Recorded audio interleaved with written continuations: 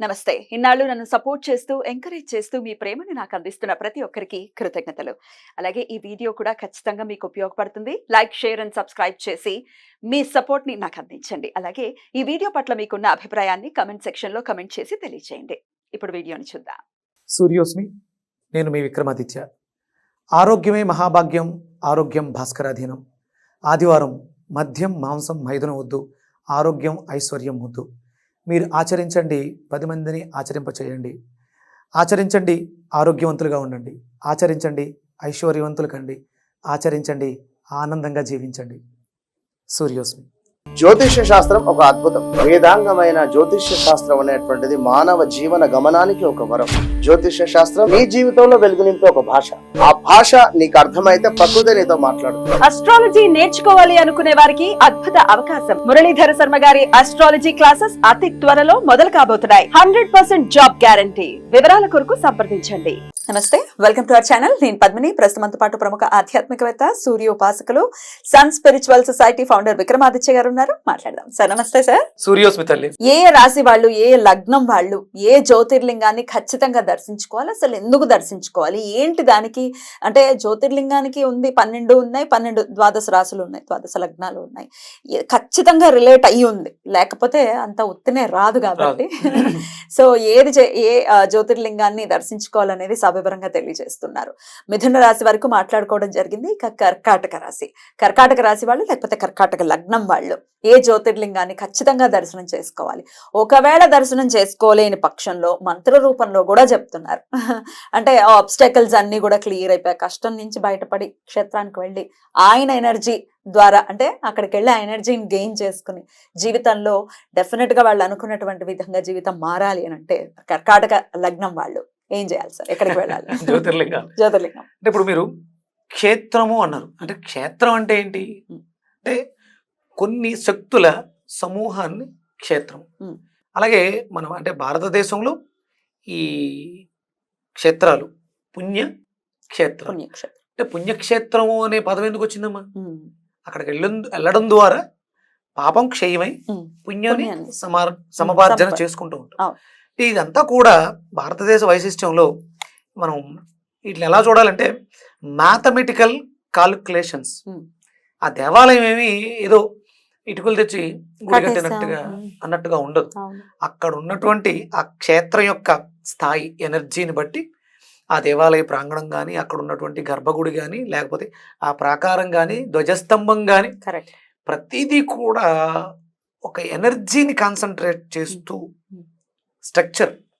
అదే భారతదేశంలో ఉన్నటువంటి ప్రతి దేవాలయం కూడా పుణ్యక్షేత్రము కూడా అంటే ఇది స్వయంభూ దేవాలయాలు. అక్కడ భగవంతుడే దయాళువై ప్రవేశించడం ద్వారా స్వయంభూగా వెలిసిన క్షేత్రాన్ని దర్శించి ఇది ఇలా ఉండాలని అప్పట్లో వాళ్ళు మనకి ఈ దేవాలయాలు నిర్మించడం జరిగింది.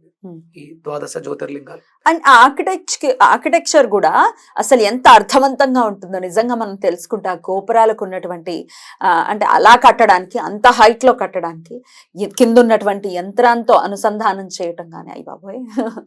అలాగే ధ్వజస్వామం ప్రతిదీ కూడా ఆయనం ఒక ప్రాణ స్వరూపం. ఒక వాస్తు పురుషుణ్ణి పడుకోబెడితే గర్భగుడి ఎక్కడ వస్తుంది, అక్కడ నుంచి దీని డిస్టెన్స్. అంటే నేను సూర్యనారాయణమూర్తి విగ్రహం చెక్కిస్తున్నాను 7 అడుగులు చెప్పాను కదా.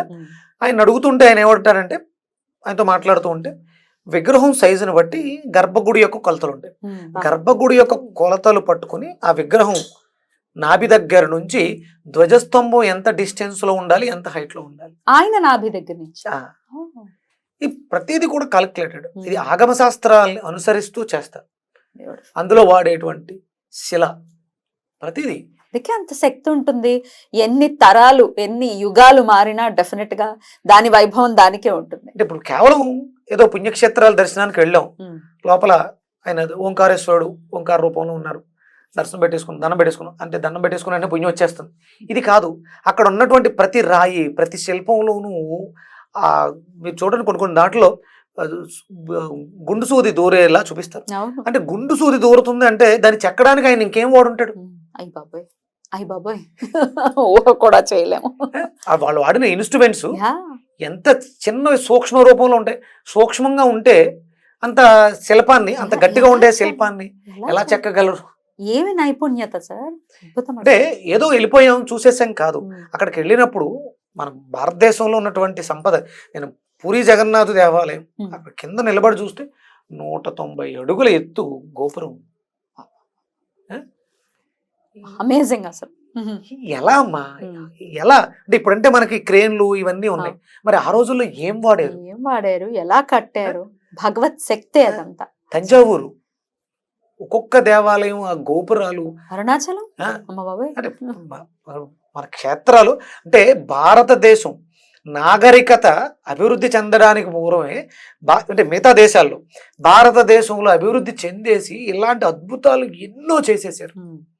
అలాంటి అద్భుతమైనటువంటి శాస్త్ర గ్రంథాలని నలంద విశ్వవిద్యాలయంలో వాళ్ళు ఓర్వలేక తగలబెట్టేస్తే నెలలు నెలలు ఖాళీ అంట. అంటే ఎంత సంపదని మనం కోల్పోయాం. అంటే ఇవన్నీ ఎందుకు మాట్లాడుతున్నాం అంటే అక్కడికి వెళ్ళడం ద్వారా కనీసం వాళ్ళు ఏం ఆలోచించారు అని ఆలోచిస్తే వాళ్ళతో మనం అనుసంధానం కలిగితే ఇంత పెద్ద దానికి అక్కర్ల మన ఇంటిని ఎలా నిర్మించుకోవాలి, మన ఇల్లు ఎలా బాగుండాలి, మన జీవితాలు ఎలా అభ్యున్నతి చెందాలి దానికోసం. అంటే మీరు ఏం అడిగింది కర్కాటక రాశి, దీని గురించి ఎంత ఎందుకు మాట్లాడుతున్నాను అంటే మనస్సు ప్రధానం, ఇది చంద్రుడు ప్రధానం, కర్కాటకం కాబట్టి. చతుర్థం అంటే గృహాలు, వాహనాలు. అక్కడ అప్పట్లో వాహనం అంటే మనకు ఇప్పుడు ఎలక్ట్రానిక్ మీడియా కార్లు ఉన్నాయి, అప్పట్లో అసలు ఏ టెక్నాలజీ లేకుండా ఇంత దూరాలు ప్రయాణం చేశారు, ఇంత హెవీ శిల్పాలను తీసుకొచ్చారు. ఇవి నాలుగిటిని మనకి అక్కడ కర్కాటక రాశి సూచిస్తుంది, చంద్రుడు ప్రధానంగా ఉంటాడు. అందుకని మనం అక్కడ మాట్లాడుకునేది ఓంకారేశ్వర్. ఓంకారేశ్వర్ అద్భుతం. ఎక్కడ ఉంది సార్ ఓంకారేశ్వర్? ఇది ఓంకారేశ్వర స్వామి మనకి మధ్యప్రదేశ్ లో ఉంటుందమ్మా.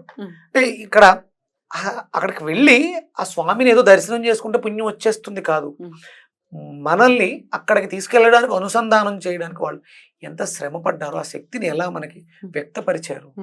మీరు నేను వచ్చే ముందు చూశాను చాగంటి కోటేశ్వరరావు గారు ఆ తీరం గురించి,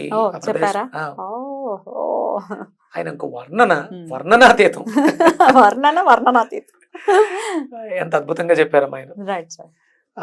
కర్కాటక రాశి వాళ్ళు, కర్కాటక లగ్నం వాళ్ళు కూడా ఈ ఓంకారేశ్వర దేవాలయాన్ని దర్శించుకోవడం ద్వారా వాళ్ళ జీవితాల్లో, అంటే మనం ఈ చతుర్థం అంటే తల్లి మాతృస్థానం, తెలుసో తెలియకో మనం ఇబ్బంది పెట్టుంటాం మనకి జన్మనిచ్చినటువంటి తల్లిదండ్రులు. అందులో ఈ అంటే పితృదోషాలు అనేవి చెప్తూ ఉంటారు, ఏవో కార్యక్రమాలు చేస్తాం. ఈ మాతృదోషం గురించి ఎక్కడా కూడా నివృత్తి కూడా లేదు. కానీ అక్కడికి వెళ్ళి ఆ తల్లికి ఉత్తమ గతులు కల్పించగలిగితే, బాధతోటో అంటే మనం బాధ పెట్టాం కాబట్టి బాధతోటో ఇబ్బందితోటో ఆ తల్లి ఈ తనువు చాలించేసి వెళ్ళిపోయి ఉంటుంది. మళ్ళీ ఇంకొక జీవికి జన్మనివ్వాలి, ఆవిడ మళ్ళీ రావాలి అవకాశం ఉంటే ఆవిడికి మోక్షాన్ని ప్రసాదించమని ఆ భగవంతుడిని, నాకు అద్భుతమైనటువంటి జన్మనిచ్చినటువంటి తల్లికి నేను చేసినటువంటి దోషాన్ని నివృత్తి చేసుకోవడానికి ఓంకారేశ్వరం అద్భుతంగా ఉపయోగపడుతుంది. మనకి అది నాదం ఏంటి, ఆది ప్రణవనాదం ఏంటి, అక్కడ మీకు దేవాలయ స్ట్రక్చర్ అంతా కూడా ఓంకార స్వరూపంలో ఉంటుంది. బ్యూటిఫుల్, వెళ్ళాలి ఒక్కసారి. సరే, అంటే ఇవి అనుకోకుండా నాకు అంటపడినవా నా ద్వారా ఇప్పటి వరకు నేను చూశాను. వీటి గురించి పెద్దగా అంటే జ్యోతిర్లింగాల గురించి ప్రస్తావన ఉంది, కానీ ద్వాదశ రాశులకి సంబంధించినటువంటి లేదు, ద్వాదశ జ్యోతిర్లింగాల గురించి కానీ ఈ ద్వాదశ ఆదిత్యుల గురించి కానీ పెద్దగా ప్రస్తావన లేవు. ఇవన్నిటిని అనుసంధానం చేస్తూ ఆ భగవంతుడు ఇచ్చినటువంటి స్ఫురణ 10 మందికి తెలియజేయడం ద్వారా నాకు జన్మనిచ్చినటువంటి నా తల్లి రుణాన్ని తీర్చుకుంటాను. నేను మొట్టమొదటిగా చేసింది, నేను నా తల్లిని తీసుకుని అక్కడికి వెళ్ళాను, నాకు జన్మనిచ్చిన తల్లిని తీసుకుని రామేశ్వరం వెళ్ళడం జరిగింది. ఇక అక్కడ మొదలైంది ఈ ప్రయాణం. ఇది మరి ప్రతి ఒక్కళ్ళు కూడా మరి తల్లి రుణం తీర్చుకోవాలి, అందరూ తీర్చుకోవాలి కాబట్టి ఓంకారేశ్వరం అందరూ వెళ్ళాలి, ఓన్లీ కర్కాటక రాశి వాళ్ళకి సంబంధించి కాదు. ప్రతి ఒక్కళ్ళు వెళ్ళాలి. అంటే అక్కడికి వెళ్ళడం ద్వారా ఈ దోషాలు తీరుతాయి. కర్కాటక రాశి వాళ్ళు పడుతున్నటువంటి ఇబ్బందులు, భౌతికంగా పడుతున్నటువంటి ఇబ్బందుల నుంచి బయటపడడానికి బాగా ఉపయోగపడుతుంది. మరి వెళ్ళలేమండి, ఆర్థిక పరిస్థితి కానీ లేకపోతే ఇంకా ఏవో రకరకాల ఇబ్బందులు ఉన్నాయి, ఎట్లా మరి దీనికి వెళ్ళాలి అనుకున్నప్పుడే ఇబ్బందులు వస్తున్నాయని అన్న ఆశ్చర్యపోక్కర్లేదు, ఎందుకంటే అడ్డంకి వస్తుంది. మరి వాటి నుంచి బయటపడాలంటే మంత్ర రూపంలో కూడా చెప్తున్నారు కాబట్టి ఏ మంత్రం చేసుకోవాలి? మన స్వామి దయాలువై ఓంకారంలో ఉన్నటువంటి ఓంకారేశ్వరుడు మన ఊర్లో శివాలయంలో కూడా ఉన్నారు. ప్రతి సోమవారం వెళ్ళటం, అక్కడ కూర్చొని కర్కాటక రాశి వాళ్ళు జపించాల్సిన ఈ మంత్రాన్ని ప్రతి నిత్యము కూడా జపిస్తూ సోమవారం మన ఊర్లో ఉన్నటువంటి శివాలయానికి వెళ్ళి ఆ స్వామికి ఒక బెల్లము, Hmm. కొన్ని నీళ్లు, చిటికెడు నీళ్ళు వేసినా చాలా ఆయనకి. Hmm. అభిషేకం చేయించుకొని అక్కడ కూర్చొని ఈ మంత్రాన్ని 108 సార్లు అనుకుంటే Right. ఆ స్వామి అడ్డంకులన్నింటిని తొలగించి, చతుర్థం అంటే వాహన యోగం కదా, Hmm. అన్నీ ఇస్తాడు. అన్ని ఇస్తాడు. అన్నీ ఇస్తాడు. ఆయన తలుచుకుంటే ఏదైనా ఇవ్వగలడు. అమ్మో ఐశ్వర ప్రదాత. రైట్ సార్, ఆ మంత్రం చదివి వినిపిస్తాడు. Huh. కావేరిక నర్మదాయో పవిత్రే సమాగమే సజ్జన తారణాయ సదైవ మాంధాతృపురే వసంతం ఓంకారమీసం శివమే మీడే. ఇది అంటే మనకి కావేరీ నది నర్మదా నది యొక్క సంగమ క్షేత్రం, ఇంకా పవిత్రం. Hmm. అంటే మనం ఎక్కడికి వెళ్ళినా, ఏ క్షేత్రానికి వెళ్ళినా అక్కడ ఏదో ఒక నది, ఉంటుంది, ఏదో జీవనది ఒక ఉంటుంది. కనీసం జీవనది కంపల్సరీ ఉంటుంది. అలాగే కొన్ని చోట్ల మనకి ఈ చెరువులు ఉంటాయి, Hmm. దేవాలయ ప్రాంగణాల్లో కోనేరు అంటారు. కోనేరులు ఉంటాయి. అంటే అక్కడ ఆ క్షేత్రానికి ఉన్నటువంటి శక్తి ఆ జలంలో నిక్షిప్తమై ఉంటుంది. Hmm. మన అందుకనే తీర్థము Hmm. అంటే ఆ తీర్థము అంటే ఉదకము. Hmm. ఉదకం ఏం చేస్తానంటే మనల్ని శుద్ధి శుద్ధి చేస్తుంది. చేస్తుంది. దాన్ని మనం స్నానం ఆచరించడం ద్వారా, Right. తీర్థం తీసుకోవడం ద్వారా, ఆ తీర్థ ప్రాంతానికి వెళ్ళడం ద్వారా మనలో ఏదైతే డెఫిషియన్సీ ఉందో దాన్ని అధిగమించి మన జీవితంలో అభ్యున్నతిని సాధించడానికి ఉపయోగపడుతుంది. బ్యూటిఫుల్. వెళ్ళిన ప్రతి చోట ఏదో ఒక శక్తి మనకు తెలియకుండా నిగూఢంగా ఉంటుంది. ఆ శక్తులన్నింటినీ పరీక్షించడం ద్వారా, Hmm. ఏదో వెళ్ళాము దండం పెట్టుకున్నాం అంటే, చూడండి నాకు మా అమ్మగారు చెప్పారు, వాళ్ళు బస్సులో వెళ్తారు, ట్రావెల్స్ వాళ్ళు వేస్తారు, పరిగెడుతూ ఉంటారు, అవును, లెక్క కౌంట్ మీకు 12 లెక్క చెప్పాను, 12 చూసేయాలి తప్ప. చూసేయాలి. నేను మా అమ్మగారిని తీసుకుని వెళ్ళాను, మనసు అక్కడ పెట్టాలి. హారతులు జరుగుతున్నాయి, Wow. కూర్చున్నాం అంతే, 1 గంట పడుతుంది కూర్చోవాలి. Hmm. ఆ క్షేత్రం యొక్క మహిమను తెలుసుకోవాలి, Exactly. ఏదో చేసేయాలి, మొక్కుబడి తీర్చుకోవాలి. హడావిడి హడావిడి హడావిడి. పరిగెట్టొద్దు అసలు. తలుపులు వేసుంటే గుమ్మం దగ్గర దండం పెట్టుకు వచ్చేస్తారట, అయ్యో, ప్లస్ షాపింగ్లు ఇవి చూస్తారు. మనం పుణ్యక్షేత్రాలకి, తీర్థయాత్రలకు వెళ్ళేది అక్కడ వాళ్ళు నిర్మాణ శైలిని చూడడానికి. Hmm. అక్కడ ప్రతి శిల్పం అదే శివుడు, అదే శివాలయం మనకు ఆంధ్రప్రదేశ్లో ఒకలా ఉంటుంది, తమిళనాడులో ఒకలా ఉంటుంది. Ah.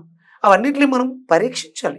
క్షేత్రాలకు అద్భుతమైనటువంటి శక్తి ఉంది అక్కడ. కంపల్సరీ ఏ క్షేత్రానికి వెళ్ళినా ఒకరు జాము నిద్ర చేయాలి, నిద్ర చేసి రావాలి. స్నానం చేయాలి, నిద్ర చేయాలి, అక్కడ ఉన్నటువంటి శక్తిని స్వీకరించాలి, Right. రావాలి. పరిగెట్టుకుంటూ మొక్కుబడి తీర్చుకోవడానికి అయితే వెళ్ళొద్దు. వెళ్ళదు. మన శివాలయంలో కూర్చొని చేసుకుంటే చాలు. చాలా బ్యూటిఫుల్ సార్, చాలా అద్భుతం సార్, చాలా బ్యూటిఫుల్ గా ఎక్స్ప్లెయిన్ చేశారు. ఇక నెక్స్ట్ ఎపిసోడ్ లో సింహరాశి దీని గురించి మాట్లాడుకుందాం. థ్యాంక్ యూ సార్, నమస్తే. సూర్య